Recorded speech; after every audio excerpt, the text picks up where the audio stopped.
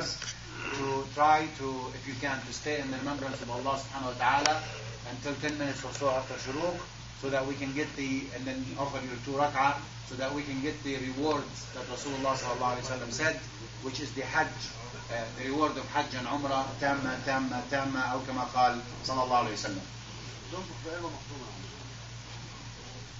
sallam. I wanted to start, inshallah, I would like to talk with you today about Surah Al-Ahzab. As you know, Surah Al-Ahzab, the Prophet, the Imam Jazallah Khair gave the khutbah on Friday, this past Friday, about Surah Al-Ahzab. So we wanted to focus a little bit on that surah. But before that, I wanted to share with you these verses so that we can always continue to sharpen our skill of understanding what the Qur'an is talking about, because it is Allah who is speaking. So there must be a huge amount of wisdom and hikmah and meaning that we need to see behind these ayat.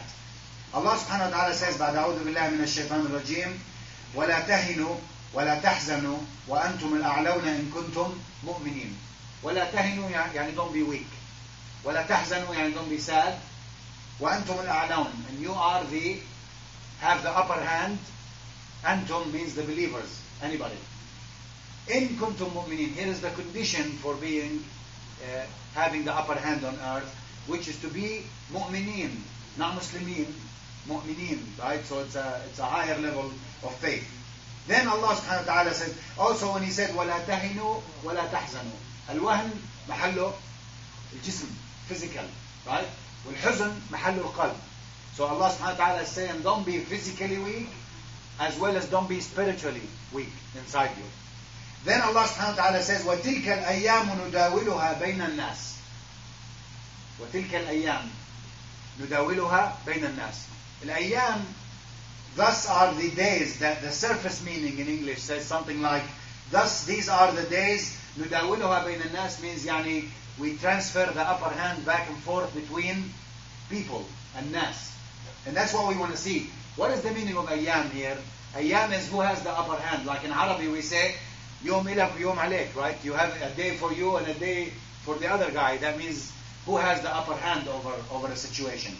And Allah says, thus we exchange or we transfer back and forth the upper hand between mankind, between the people. What is noteworthy here is to say, when Allah, in the first verse, when Allah says, وَلَا تَهِنُوا وَلَا تَحْزَنُوا, don't be weak and don't be sad, you shall have the upper hand as long as you are believers. You shall have the upper hand over what? Over what are we talking about when we say having the upper hand? We're talking about the earth being divided to 2 camps, believers and non-believers. Regardless of race, color, whatever, language, all that means nothing to Allah subhanahu wa ta'ala. It means the earth is believers and non-believers. So there are 2 camps. So in the next ayah when Allah says, thus we give the upper hand back and forth, He says between the people. He didn't say between the believers and the non-believers. You get the difference? He says, Allah says we change the upper hand back and forth between the people, not